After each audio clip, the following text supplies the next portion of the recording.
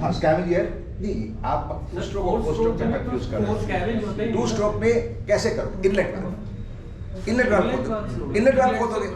हाँ इनलेट बेटा scavenge manifold उसका भी होगा, बट फोर स्ट्रोक में ये क्वेश्चन नॉर्मली आता नहीं है कि स्कैवेंजिंग वगैरह के बारे में। जो क्वेश्चन आता है वो टू स्ट्रोक में आता है। एनीवे इसमें इनलेट वाल्व भी खुल जाएगा और एग्जॉस्ट वाल्व भी खुल जाएगा, तभी वो एयर जाएगी ना बाहर।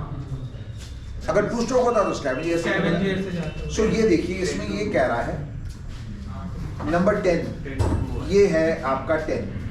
देखो स्टार्टिंग ईयर आपकी नॉर्मली सक्शन इधर से शुरू होनी चाहिए थी 6 से, ये देखो ग्रीन वाली, बट हमारी 6 की जगह यहाँ पे इनलेट वाल्व ऑलरेडी खुल गया, बट एग्जॉस्ट तो खुला ही खुला है। ये देखो एग्जॉस्ट यहाँ पे बंद होगा, हमने यहाँ पे एग्जॉस्ट यहाँ बंद कर दिया था और सक्शन खोल दिया था, ये देखो। सो ये दोनों खुले हुए ना, एग्जॉस्ट भी खुला हुआ है, सक्शन भी खुला हुआ है। इसके बाद सिर्फ सक्शन जा रहा है, एग्जॉस्ट बंद हो गया, स्काउट कर दिया। क्लियर? ओके।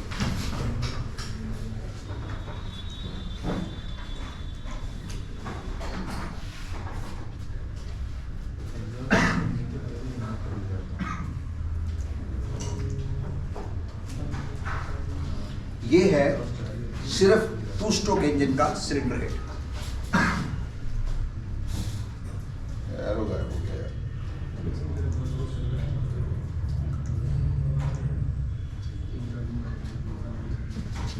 ये सिलेंडर हेड कहलाता है, ये वाला सिलेंडर हेड कहलाता है। इसके ऊपर इन स्टड्स के ऊपर एग्जॉस्ट वाल्व आ गया, ये 4 बोल्ट लग गए। यहाँ पे एयर स्टार्टिंग वाल्व आ जाएगा, 2 फ्यूल इंजेक्टर दिखा रखे हैं इन्होंने, इंडिकेटर वाल्व यहाँ पे लग जाएगा। ये है इसकी माउंटिंग। अब देखिए ये आपका आ गया, इसमें ये ड्राइंग थोड़ी डिफरेंट है।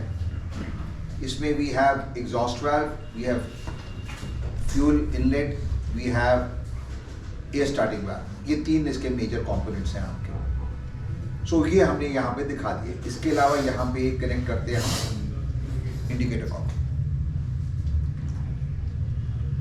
इसमें देखिए ये है आपका एग्जॉस्ट वाल्व, इसमें सेफ्टी वाल्व लगा रखा है इसने। BMW ने एक सर्कुलर निकाला है कि सेफ्टी वाल्व की जरूरत नहीं है। अब सवाल आया फ्यूल ज्यादा चला गया अंदर, वो ज्यादा डेटोनेशन होगी तो क्या होगा? एग्जॉस्ट वाल्व बंद है, इनलेट वाल्व बंद है, क्या होगा? इतना ज्यादा प्रेशर बन गया, वो कहता पूरा सिलेंडर हेड थोड़ा ऊपर उठ जाएगा और कट जाएगा। इसका मतलब ये जो बोल्ट्स हैं वो स्पेशल मटेरियल के बने हैं, ये स्ट्रेच हो जाएंगे, पूरा का पूरा निकलने दो। ये वाले एक्चुअली तो इसके ये वाले बोल्ट्स, ये 2 ये वाले ये बोल्ट्स, वो कहता पूरा सिलेंडर हेड उठ जाएगा, वो थोड़ा सा भी उठेगा पूरी प्रेशर रिलीज हो जाएगा, क्योंकि एरिया कितना ज़्यादा है, तो थोड़े से उठने से भी 1 मिलीमीटर 2 मिलीमीटर से निकल जाएगा। तो BMW ने ये रिलीफ वाल्व बंद कर दिया है। फिर है ये फ्यूल वाल्व दे रखा है उसने, ये इंडिकेटर वाल्व दे रखा है, ये सिलेंडर कवर दे रखा है और ये एयर स्टार्टिंग वाल्व दे रखा है। माउंटिंग्स आगे सारी क्लियर हो गया। माउंटिंग्स ये सुल्जर है कौन सा? This particular drawing is of Sulzer cylinder, but as I said BMW के भी जो पुराने इंजन थे उनमें है रिलीफ वाल्व, बट हमको बोला गया था उसको प्लग कर दो। अच्छा, सर्कुलर में लिखा था कैसे ड्रिल करना है, कैसे टैप करना है, उसको प्लग कर दो, क्योंकि उसका कोई काम नहीं है। ये लेट 90s में सर्कुलर आया था।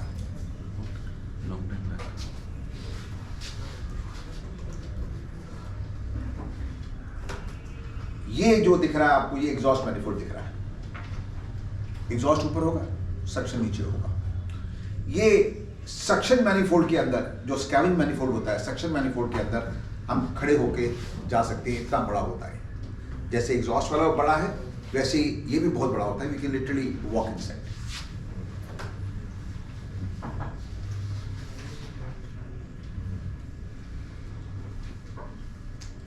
ये मार्किंग होती है फ्लाईव्हील के ऊपर। मैंने एक पॉइंटर फिक्स कर दिया, ये आपका इंजन है तो ये अगर फ्लाईव्हील था फॉरवर्ड आफ्ट है तो मैंने एक पॉइंटर यहां से फिक्स कर दिया। अब जब वो फ्लाईव्हील जिस पोजीशन में है मैं एंगल पढ़ सकता हूं क्या है। यूनिट 1 TDC है तो मैं वो पढ़ सकता हूँ यूनिट 1 TDC कहाँ पे है। मेरा सारा अलाइनमेंट होता है when engine is on unit number 1 TDC, top dead centre पे यूनिट 1। मैंने स्टर्न ट्यूब सील्स लगानी है, मैं इंजन को टर्निंग से टर्न करके यूनिट 1 TDC पे रख के अब मैं सील्स वगैरह लगाऊँ। मेरा reference point is unit 1 TDC, वो इस पॉइंटर से हम देख लेते हैं ऐसे 360 डिग्री मार्क्ड है इसमें। यूनिट 1, यूनिट 2, यूनिट 3 हर एक का लिखा होगा। हमारा सारा कुछ है यूनिट 1 TDC पे, सारे टाइमिंग।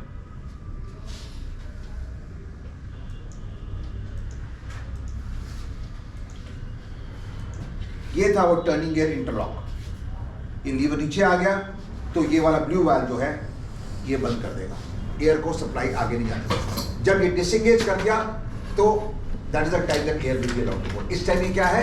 डिसएंगेज। डिसएंगेज मतलब ये सप्लाई जा रही है। जैसे ही इस हैंडल को ऊपर कर दूंगा मैं, तब इसको एंगेज कर दिया, ये ब्लू वाल्व आगे एयर नहीं जाने देगा, इंजन को स्टार्ट नहीं करने देगा, इंटरलॉक उठ जाएगा।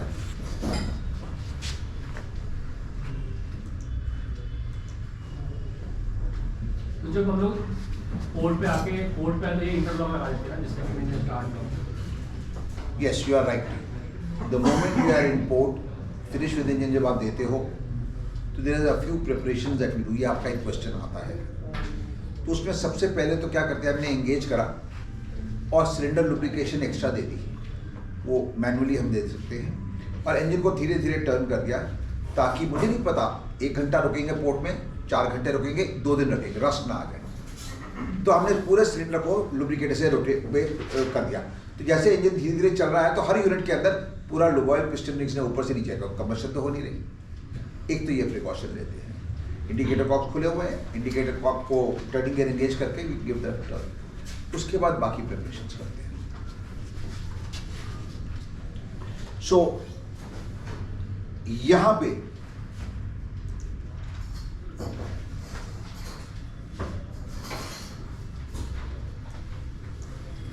फ्लाईव्हील है, हाँ बच्चे, इस पे 4 सिलेंडर है सपोज करिए, तो 4 TDC मार्क होंगे। You can have any number of marks. हाँ जी मित्तल सर, सर क्लास में हूँ। हाँ जी ठीक है सर, ओके।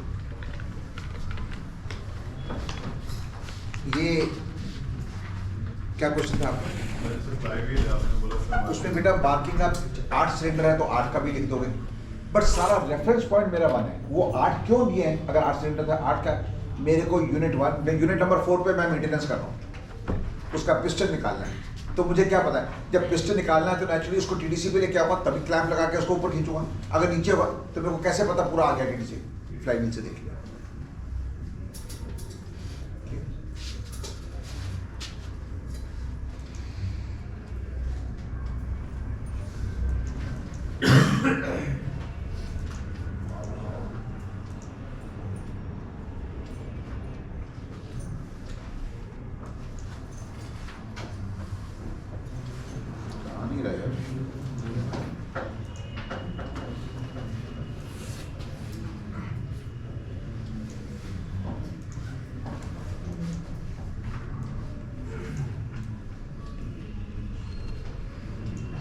यहाँ पे आपका इंडिकेटर वाल्व फिट हो जाता है। सो ये आपका इंडिकेटर वाल्व की जगह आ गई। ये देखिए सेम साइड में ये इंडिकेटर वाल्व लगा हुआ है, ये हैंडल, यहाँ पे थ्रेड्स होते हैं ऊपर।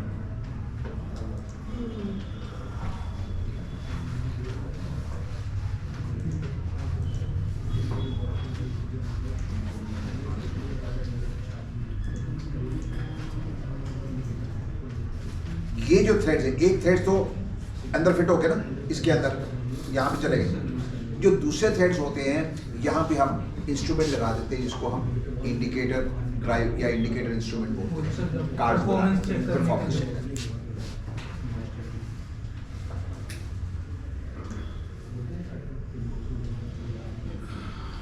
Safety checks before using turning gear. Propeller clearance लेनी पड़ती है, क्योंकि पीछे बोट हो सकती है, डाइवर हो सकता है, दूसरे शिप का कोई पेंट कर रहे होते हैं, उनका राफ्ट हो सकता है। Open indicator cocks, no one should be inside the main engine. कोई इंजन टर्न कर रहे हो गलती से इंजन स्टार्ट ना हो जाए तो आप प्लेकार्ड्स लगाओगे। एयर स्टार्टिंग के सारे वैल्व्स लाइन के बंद कर दोगे ताकि कहीं से कोई गलती से स्टार्ट ना कर सके। Turning gear is lubricated, greased. Engage turning gear. Turning gear engaging lever activates the limit switch. Light indications at local maneuvering station and in ECR will turn red. Check on motor amperes when you are turning. अब अगर कोई bearing hard हो चुका है या stuck हो रहा है या डैमेज है तो जब इसको टर्न करेंगे तो स्टक हो जाएगा ना। तो जो टर्निंग इलेक्ट्रिकल मोटर है उसका लोड बढ़ जाएगा, उसके एम्पेयर्स बढ़ जाएंगे, ज़्यादा करंट ले रहा है, तो उससे भी हमको आइडिया हो जाता है कि यार ये कोई मेन बेरिंग तो नहीं, कोई डैमेज हो गया। सडनली ये आई, इसका मतलब there is some problem inside the engine. Clear हो गया?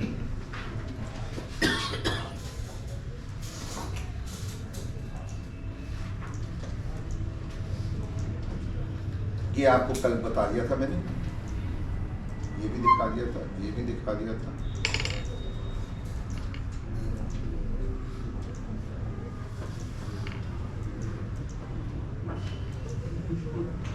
ये है टू स्ट्रोक का। इसमें सारा का सारा कुछ मैंने एक रेवोल्यूशन में करना है, यानी कि 2 स्ट्रोक में करना है। प्रोसेसेस वही 4 है, सिर्फ यहाँ पे हमने वर्ड लिख दिया है स्कैवेंजिंग एयर, उसमें सिर्फ सक्शन एयर लिखते हैं, यहाँ पे हम स्कैवेंज एयर लिखते हैं।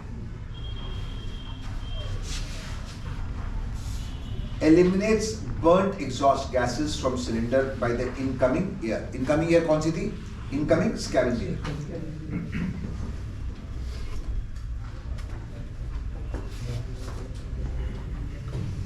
Valve overlap assists in scavenging. Valve overlap मतलब इनलेट में खुला है, एग्जॉस्ट में खुला है।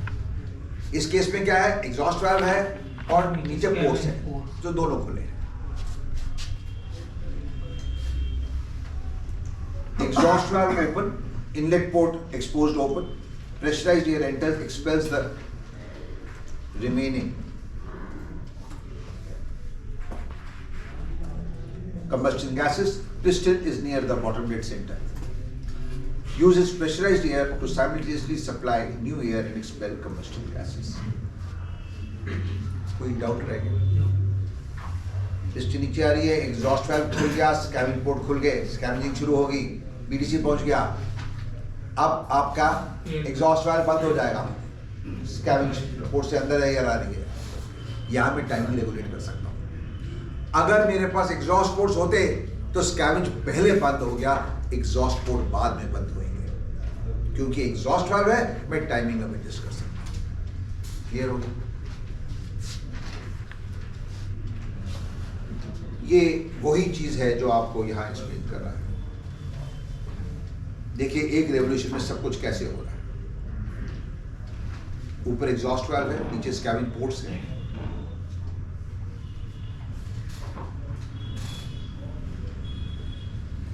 क्लियर हो गया? Anybody who has not been able to follow it? Yes.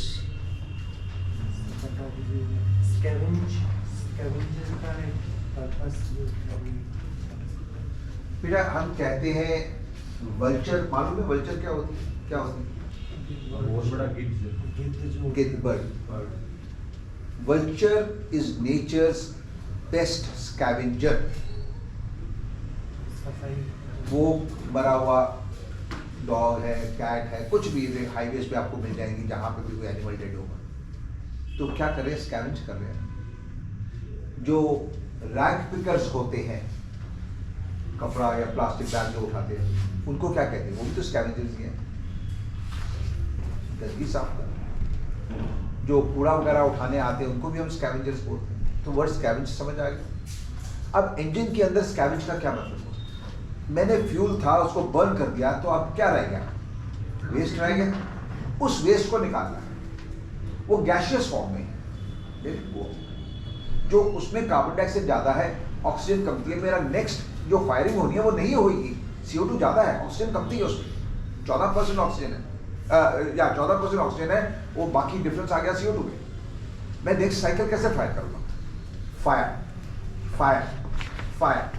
जब तक पूरा साफ नहीं होगा, नया पूरा ऑक्सीजन नहीं आएगा, तो मैं कैसे फायर करूंगा? From the scavenge. स्कैवेंज कैसे करूंगा? एग्जॉस्ट भी खुला है, इनलेट भी, एयर भी आ रही है, उसको पूरे चेंबर को खाली करूंगा। देखिए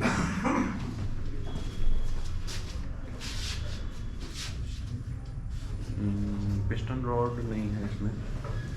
पिस्टन रॉड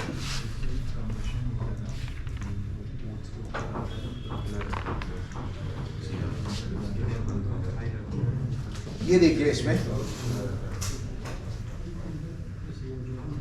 ये आपका एग्जॉस्ट खुला हुआ है, स्कैवेंज पोर्ट्स खुलने वाले हैं, अभी पिस्टन ने बंद करा हुआ है, देखा है? इसमें एग्जॉस्ट बंद हो गया है, सिर्फ एयर अंदर जा रही है।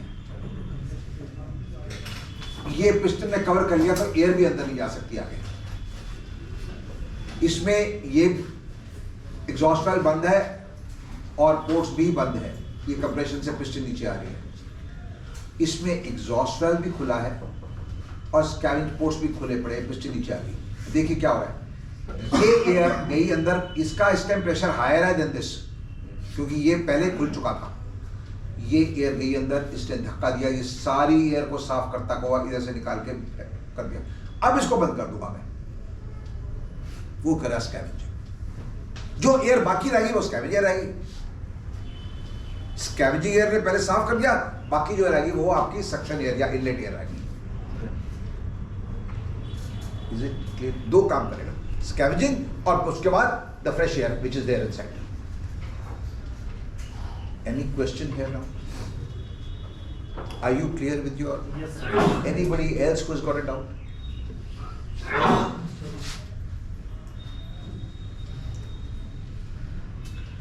ये आपका एक एग्जामिनेशन का ड्राइंग है। I am not happy with this drawing, but JK Dhar की बुक जो सब रेफर करते हैं उसमें ये डायग्राम दिया हुआ है। सो अगर कोई जरूरत पड़ती है तो यही डायग्राम है, सबसे सिंपल डायग्राम है। इसमें क्या कसूर है? इसमें एग्जॉस्ट पोर्ट्स हैं, एग्जॉस्ट वाल्व नहीं है, ये आजकल का इंजन ही नहीं है, बट क्योंकि वो आ रहा है स्टिक टू दैट। इसका क्वेश्चन क्या आएगा? क्या कह रहे हो? जो कल आपने टू स्ट्रोक का जो डायग्राम की फोटो बोला था, इसमें नेमिंग किया होता आपने, वो वाला ड्रॉ करेंगे तो ये पूरा ये तो है ही नहीं, ये किस लिए ड्राइंग? इसमें लेबल कहाँ है पार्ट्स का? तो वो वाला ड्रॉ कर देना बस। आंसर वही है, ये है how does the engine work. वो था ड्रॉ, या ये है how is the engine working, principle क्या वर्किंग है, ये प्लस इसका टाइमिंग डायग्राम दे देंगे। बट इसमें क्या करा है इसने, पोर्ट्स दिए हैं। पोर्ट्स का मैंने आपको लाइनर की ड्राइंग दिखाई थी, वैसे भी ये देख लीजिए आप।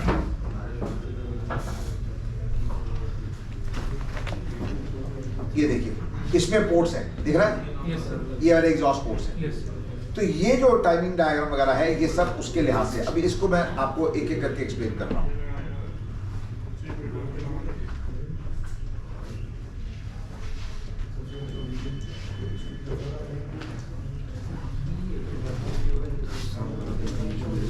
ये पिस्टन है, ये काला वाली लाइन है, एग्जॉस्ट पोर्ट शुरू खुल गया, नीचे एग्जॉस्ट पोर्ट बंद हो गया।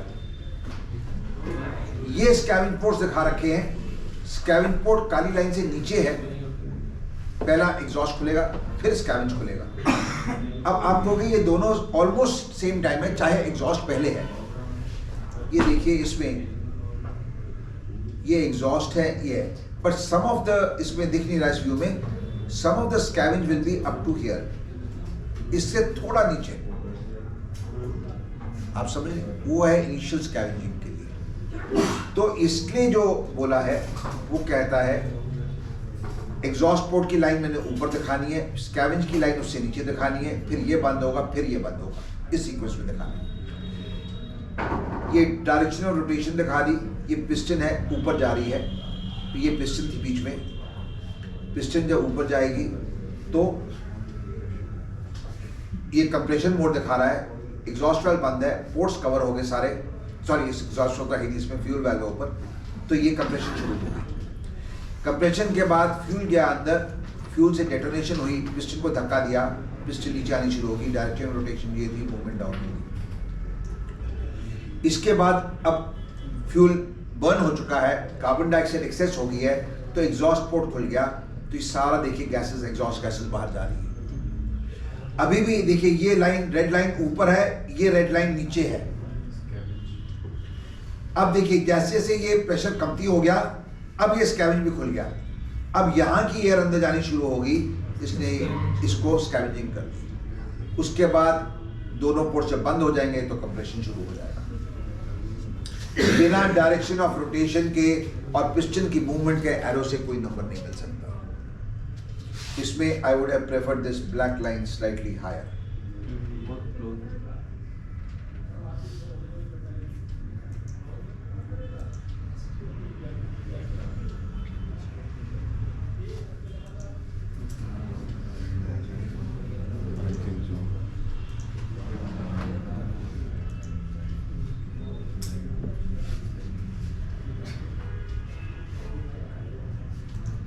क्लियर हो गया? तो जो पहले हमें डायग्राम दिखाया था केवल 2 स्ट्रोक इंजन का, वो अगर आया एग्जाम में 2 स्ट्रोक इंजन ड्रॉ करो तो पहले वाला बना दें, वही बनाना है। अगर आया वर्किंग के लिए तो ये बनाना है, प्रिंसिपल के लिए मानता तो ये दे सकते हैं। और 4 स्ट्रोक के लिए कौन सा बनाएंगे अगर वर्किंग का और उसका मतलब ये 4 स्ट्रोक का मैंने आपको दिया था ड्राइंग, 4 स्ट्रोक का वर्किंग हो जाएगा। ये वर्किंग का है। अब एक चीज और सुन लो, टाइमिंग डायग्राम पे तो क्वेश्चन आता ही आता है, वर्किंग पे भी आता है। अगर वर्किंग का आपने डायग्राम नहीं भी तैयार किया, टाइमिंग डायग्राम जरूर दे देना। वर्किंग में भी बिना टाइमिंग डायग्राम के तो कुछ भी नहीं चल सकता। टाइमिंग डायग्राम तो कम से कम दे ही देना, तो ये आपके 2 क्वेश्चन में कवर कर देगा ये टाइमिंग डायग्राम। ठीक है, you may not gate 10 on 10 but you will get 7 or 6.5 on 10 ये टाइमिंग डायग्राम के बेस पे। Gate my point?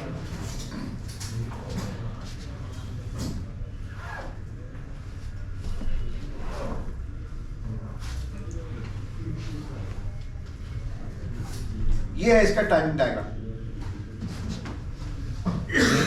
ये जो टाइमिंग डायग्राम बना है ये पोर्ट्स वाले इंजन का बना हुआ है, क्योंकि आपका वो डायग्राम पोर्ट वाला था तो मैंने टाइमिंग डायग्राम भी पोर्ट वाले का दिया। ये एग्जॉस्ट पोर्ट्स ऊपर है, नीचे स्कैविंग पोर्ट्स है। अब देखिए यहां पे आपके दोनों पोर्ट्स बंद हो गए, ये भी बंद हो गया, एग्जॉस्ट भी सक्शन में, ये कंप्रेशन शुरू हो गई, कंप्रेशन टीडीसी तक जाएगी। बट 2 पे फ्यूल अंदर आना शुरू हो गया, ये फ्यूल बर्न करना शुरू कर गया और फ्यूल अभी भी आ रहा है और बर्न करता जा रहा है। यहां तक फ्यूल बर्न कर चुका है और अब पिस्टन को धक्का दे रहा है। ये पावर स्ट्रोक है 4 पे। 4 पे एग्जॉस्ट पोर्ट खुल गया, एग्जॉस्ट पोर्ट खुल गया, पहला एग्जॉस्ट प्रेशर सारा चला गया। अब स्कैवेंज पोर्ट खुल गया, उसने स्कैवेंज कर दिया यूनिट, ये स्कैवेंजिंग चलती जा रही है। अब क्या है, स्कैवेंज एयर आनी बंद होगी, एग्जॉस्ट पोर्ट खुला है, अब कंप्रेशन शुरू हुई। ये 6 to 1 जो होता है इसको हम पोस्ट स्कैवेंज बोलते हैं, क्योंकि न्यू एयर आ रही थी, अंदर एयर फंसी हुई है, वो निकल रही है, क्योंकि एग्जॉस्ट पोर्ट खुला हुआ है, पिस्टन ऊपर जानी शुरू हो गया तो हल्की सी वो कुछ गैस चल रही है। बट अगर याद करो, मैंने आपको टाइमिंग डायग्राम में के अलावा कल एक चीज दिखाई थी, इसका प्रेशर का डायग्राम। इसका जो प्रेशर डायग्राम था, तो मैंने ये प्रेशर है, तो मैंने आपको बताया था ये स्कैवेंजिंग वाला हिस्सा आया, इसके बाद आपका ये कंप्रेशन शुरू होता है। ये यहाँ तक कंप्रेशन था, फिर आपका फ्यूल आ गया, पावर, ये एग्जॉस्ट खुलेगा और फिर लगेगा। तो हम अभी ये आपका है 180 डिग्री से। तो अब देखिए यहाँ तक मेरा अगर पोर्ट्स बंद भी हो गए तो ज़्यादा एयर निकलेगी नहीं, प्रेशर अभी भी काफ़ी लो ही है, अभी भी काफ़ी एयर अंदर है। इसमें साथ में आप ये लिख देंगे, डायग्राम की रोटेशन का एरो देंगे ही देंगे।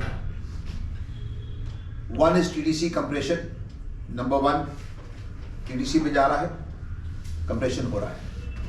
नंबर 2 to 3 फ्यूल इंजेक्शन है रहा है। Number 3 to 4 is power. 4 to 5 is exhaust blow down. 5 to 6 is scavenging. 6 inlet port closes, 1 exhaust valve closes, exhaust port closes, और 6 to 1 को कहते हैं पोस्ट कैविटी। इसके बाद 1 to TDC इज कंप्रेशन, ये लिखा हुआ है 1 to TDC इज कंप्रेशन। ये एंगल्स दे रखे हैं approximately 110 degrees before top dead centre, 10 degrees before top dead centre, approximately 12 degrees after top dead center, approximately 110 degree after top dead center, approximately 140 degrees after top dead center and 140 degrees before top dead center. ये आपका basic structure है। Sir ये exam में ये angle भी लिखने को है, इसी के बिना, इसके बिना नंबर नहीं मिल सकता। क्लियर? और डायरेक्शन ऑफ रोटेशन दिखानी बहुत जरूरी है।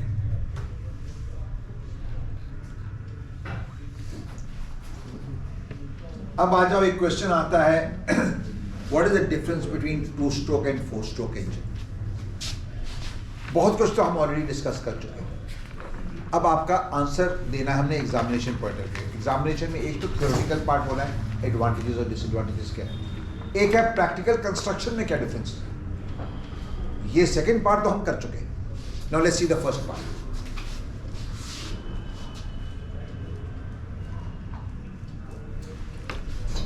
पहले मैंने 2 स्ट्रोक का लिख दिया। ये क्वेश्चन है आपका, differentiate 2 stroke engine and 4 stroke engine. 10 नंबर का क्वेश्चन है आपका। 2 stroke fires once every revolution versus 4 stroke once in 2 revolutions. आप कर लो कॉपी पहले, फिर मैं बात करता हूँ।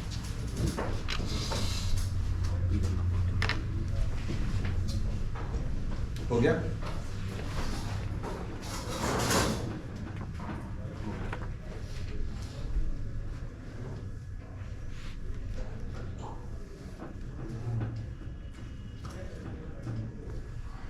डन? ओके। ये देखिए, फायरिंग 2 स्ट्रोक में 1 रेवोल्यूशन, 4 स्ट्रोक में 1 से 2 रेवोल्यूशन। नेक्स्ट आरपीएम, 2 स्ट्रोक का आरपीएम है 100 आरपीएम के आसपास होता है, 4 स्ट्रोक 500 to 1500 रेवोल्यूशंस पर मिनट। 1 मिनट के अंदर 1500 बारी भी जा सकता है, जबकि 2 स्ट्रोक है वो 100 बारी ही जाएगा 1 मिनट के अंदर। यानी कि little more than half a second के पास में एक रेवोल्यूशन उसने पास कर लिया। एवरी 1 सेकेंड 1 रेवोल्यूशन, मोटा 1.5 रेवोल्यूशन। अब यहाँ पे जो हमने बात करनी है, जो प्रोपेलर एफिशिएंसी होती है वो होती है around 100 RPM, highest efficiency of the propeller बड़े इंजन। इसलिए मेरे लिए तो एडवांटेज हो गया, मेरे को वही 100 आरपीएम उधर से आ रहा है, इंजन से आ रहा है, वही मैंने डायरेक्टली कपल कर दिया, प्रोपेलर भी 100 आरपीएम पे कर रहा है। Very good. अगर मैं 4 स्ट्रोक इंजन लगाता हूँ तो क्या करना पड़ेगा? रिड्यूस करना पड़ेगा, रिडक्शन गियर, रिडक्शन गियर्स लगाने पड़ेंगे। वो एक्स्ट्रा मशीनरी आ गई, वेट आ गया, सब कुछ आ गया, कॉस्ट आ गई, मेंटेनेंस हो गया। Lesser RPM, so vibration will also be less, cycles will be less, and vibration कमती होगी तो noise कमती होगी। 2 stroke, no reduction gear required। hello hello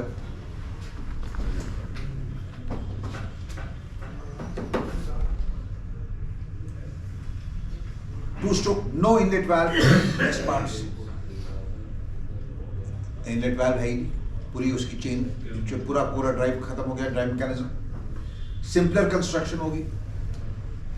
2 stroke marine engine, inlet port है, डायफ्राम प्लेट है, क्रॉसहेड है, गाइड्स हैं, crosshead के गाइड्स हैं, स्टफिंग बॉक्स है, पिस्टन रॉड है। ये आपका मैकेनिकल डिफरेंसेस आ गए सारे।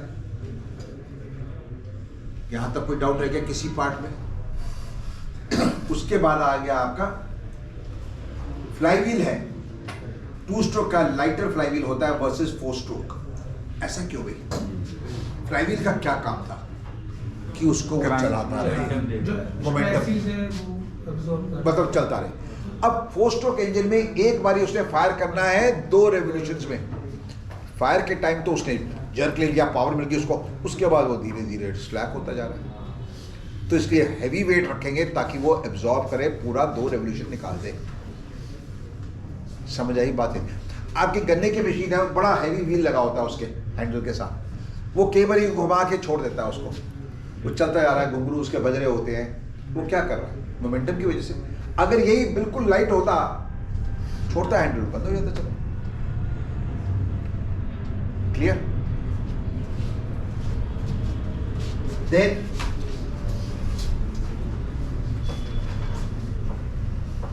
To stroke lighter flywheel versus 4 stroke 1 से 2 revolutions. 2 stroke can use very poor fuel. क्यों? उसके पास टाइम है यार फ्यूल जलाने के लिए। 4 स्ट्रोक में तो सोचिए 1500 बारी 1 मिनट के अंदर जा रहा है, उसको टाइम कहाँ मिल रहा है बर्न कर फ्यूल को अच्छी तरह बर्न करने का? टाइम नहीं मिल रहा उसको। बात समझ आ गई है? Next, high power to weight ratio versus 4 stroke. 2 stroke में पावर टू वेट, इतनी पावर दे रहा है, इतना वेट दे रहा है, वो रेशियो जो है 2 स्ट्रोक की हायर होती है। It is better for me. 2 stroke engine is better because the power to weight ratio is higher for that. Ratio में मतलब वेट कमती है, पावर ज्यादा मिल रही है, तभी रेशियो हायर होगी ना। 2 stroke engine greater reliability, parts कमती हैं, रिलायबल ज्यादा हो गया। स्लो स्पीड पे चल रहा है तो फोर्स सेंट्रीफ्यूगल फोर्सेस भी कमती हुए। It is cheaper maintenance. Reversing is easier. 4 stroke में रिवर्स करना, पूरी कैम्पशाफ्ट को रोटेट करना, इनलेट वाल्व को भी करना, सब कुछ करना बड़ा मुश्किल है।